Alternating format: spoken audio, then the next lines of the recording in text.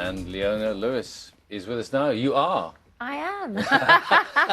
It's a very strong, there's a very strong statement actually, and not the only one of its kind on this album. I mean, you are saying something very firm here, aren't you? Mm-hmm. It's definitely been a process writing this album, and I feel like the step away and kind of creating the album by myself really at first, independently, was quite liberating and empowering, and so that is definitely a theme throughout the record. Some people might describe it as a sort of breakup album, but it's not necessarily within, you know, kind of what we'd assume the breakup might be. Yeah, it kind of touches on a lot of different things, different relationships, breakups that I have been through, but also kind of how I felt stepping away from my previous label and going out and doing things alone. It was kind of scary. Well, I was trying to work out which songs were related to boyfriends, if you like, and which were related to Simon Cowell. All intertwined. Like, you can't quite tell Leave it what's nice going and vague. on. Yeah. Okay. How did you come to that decision? Was it a sort of a long process, or...? Yeah, I mean, the thing is, I had been with Simon's label for 7 years, so kind of was naturally coming to the end, really, and it was that it's all amicable, and he's great and has been so supportive, but it was just time to move on, really. But it's also, it can be very tough moving on, in the sense that, you know, you'd been, as you say, for a number of years, and you'd had great success, and there's a question as to whether you can maintain that momentum, and then you think, well, what am I going to do? I mean, how challenging was it for you? Was there a darker moment? It was a hard decision, because obviously being somewhere for such a long time, building relationships, I loved the people that I was working with, I had a great team around me, I loved working with Simon. So it was a hard decision, but it was just time for me to do something different. That's a slightly different sort of flavour to more sort of bluesy rock, if you like, isn't it? We've got a bit of blues in there, and there's a lot of kind of gospel undertones as well, so a bit of a different sound from before. Yeah, and you've enjoyed writing it and being in control? It's been amazing, and I wrote most of it with one producer who kind of oversaw it all with me and took the mission to do the album with me. So. And tell us about your life, because it's got to be pretty busy. It has been really busy. I've been doing lots of travelling, and it's always nice to be here and be home with my family. And you live with a pet, is it a pet rabbit? Yeah, I've got a bunny. Rescue rabbit? Yeah, I found her, and I'd never had a bunny before, so she's like a dog. I treat her like a dog. Because you have 2 dogs that were rescue dogs as well. Yeah, I've got a whole So hang on, just farm. how did... this is an indicator of the sort of person that you are. The dogs came to you how, first of all? So the dogs were, basically my friend found the mum on the road. Right. And she was pregnant. So when she had the puppies, I took 2 of them. And then the bunny, a homeless guy had the bunny, and I gave him some money and said I would take the rabbit to a shelter, because she was tiny and she was just like sitting on the street.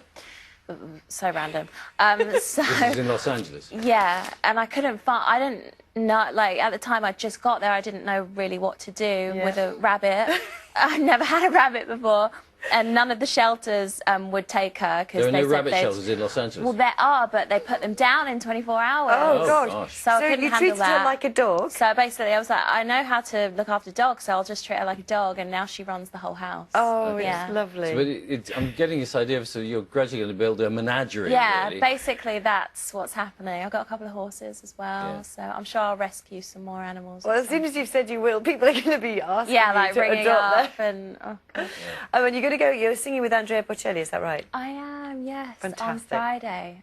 So he's like someone I've dreamed of duetting with, so I'm really looking forward to it. We mentioned earlier that you were, 9 years ago, you were working as a receptionist. I mean, you had you've had music in you all through your life, pretty much. Yeah, it's funny, because I remember the first time when I auditioned for X Factor, I didn't tell anyone, and the first time it aired, I went into work and I was a little bit late.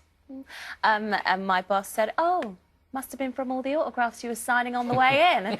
And I didn't know that he'd like seen it, and it was so funny, and he was so cool. But yeah, and it's kind of all changed since then. And you've been the most successful winner, because and we say winner because, of course, it's not. Sometimes it's just not the winners that do amazingly well as well. Exactly. The runners-up just do even more well When than the winners did you think at that point, on that kind of crazy time in your life, that you could actually go and win it? Probably, literally,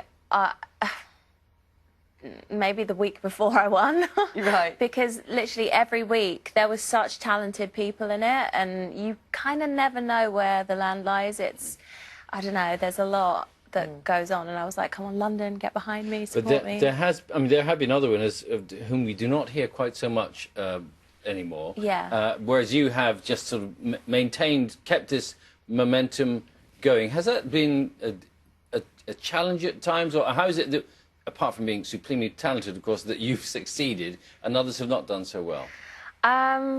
Gosh, working with great people, I guess, that have really supported me, having people around me that believe in what I do and help me every day. And choosing the right material, I suppose. Yeah, exactly, and you know, decisions that you make, and a bit of luck as well, and support from people. Would you ever, in the future, do you think, go and be one of the judges? Is that? I did a bit of judging. I went in and did a little bit of judging. I found it really hard, yeah. You found it hard? Why? Because I don't like saying no. So everyone was going through. Yeah. And well, you like, can tell that from the way you pick up dogs, yeah, exactly. bunnies on the Clearly. street.